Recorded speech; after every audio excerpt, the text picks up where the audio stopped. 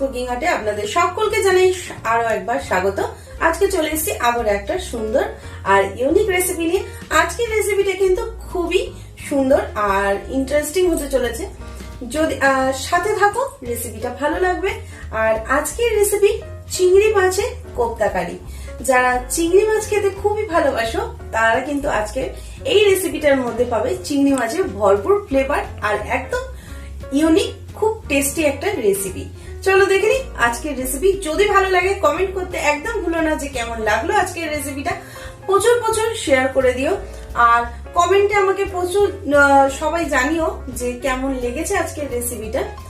যার যদি ভালো লেগে থাকে সাবস্ক্রাইব করে দিও, পাশে থাকা বেল বাটনটা ক্লিক করতে একদম ভুলো না। চলো দেখে নিই আজকের রেসিপি। আমরা এখানে চিংড়ি মাছ নিয়ে নিয়েছি 200 গ্রাম মতো রেসিপিটা বানানোর জন্য। আর আমরা চিংড়ি মাছগুলোকে আগে পেস্ট বানিয়ে নেব, একটা মিহি পেস্ট বানাবো, তারপরে কিন্তু আমরা আর উপকরণগুলো দেখে নেব।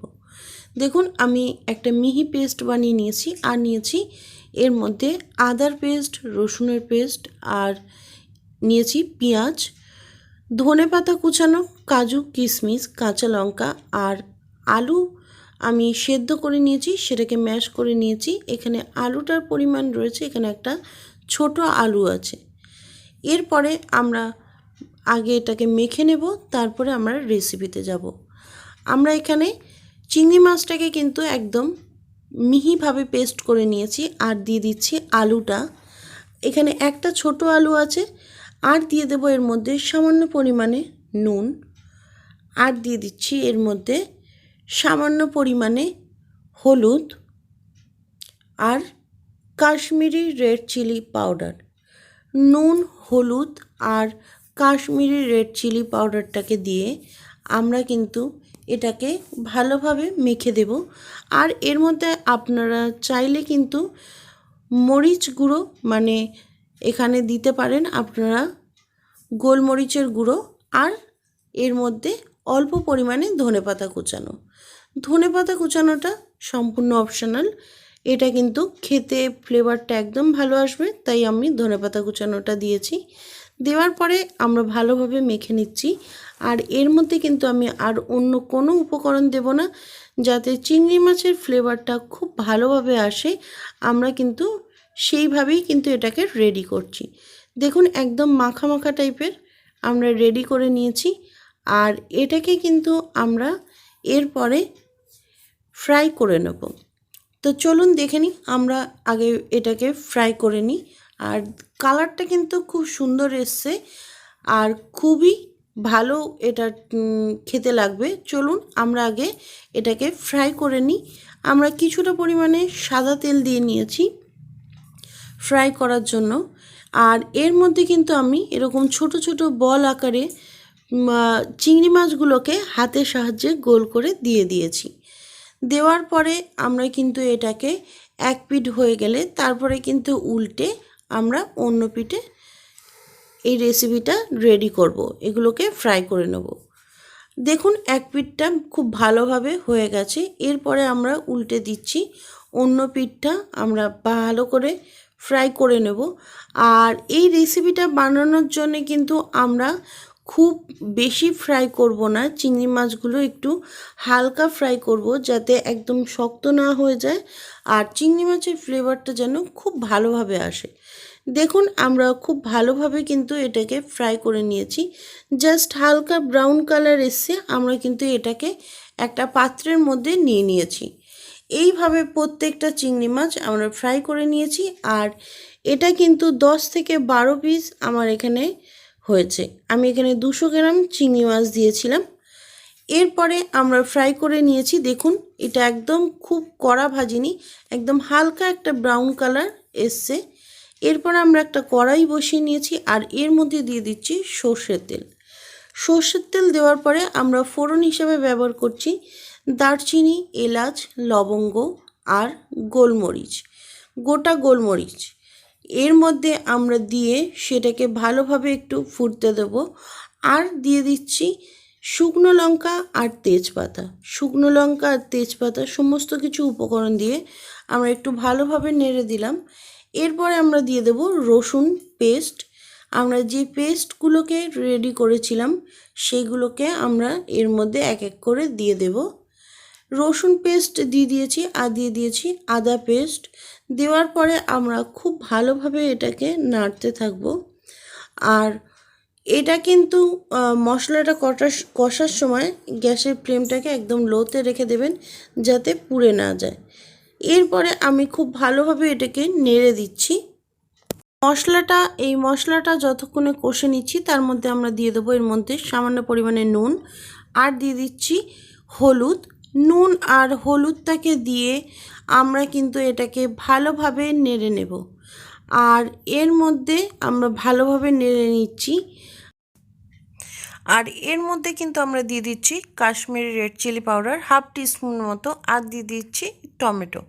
আমরা এখানে টমেটোটা একটা নিয়েছি, টমেটোর বদলে কিন্তু আপনারা টমেটো কেচাপও ইউজ করতে পারেন।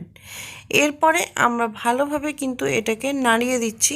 আর টমেটোগুলো সেদ্ধ হওয়া পর্যন্ত আমরা একটু অপেক্ষা করব। টমেটোগুলোকে আমি মশলাগুলোকে 2 থেকে 3 মিনিট ভালোভাবে কিন্তু আমরা কষিয়ে নিচ্ছি। দেখুন টমেটোগুলো অনেকটাই সেদ্ধ হয়ে এসছে। আর যেহেতু আমি এর মধ্যে এক ফোঁটাও জল দেইনি এখনো পর্যন্ত, এরপরে আমি কিন্তু এর মধ্যে দিয়ে দেব টক দই। টক দইটা কিন্তু আমি এখানে নিয়েছি 2 টেবিল চামচ মতো টক দই নিয়েছি। টক দইটা নেওয়ার পরে আমি ভালোভাবে কিন্তু এটাকে মিশিয়ে দিচ্ছি।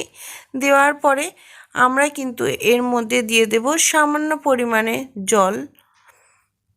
দেখুন খুব সুন্দর কিন্তু কালার চলে এসছে।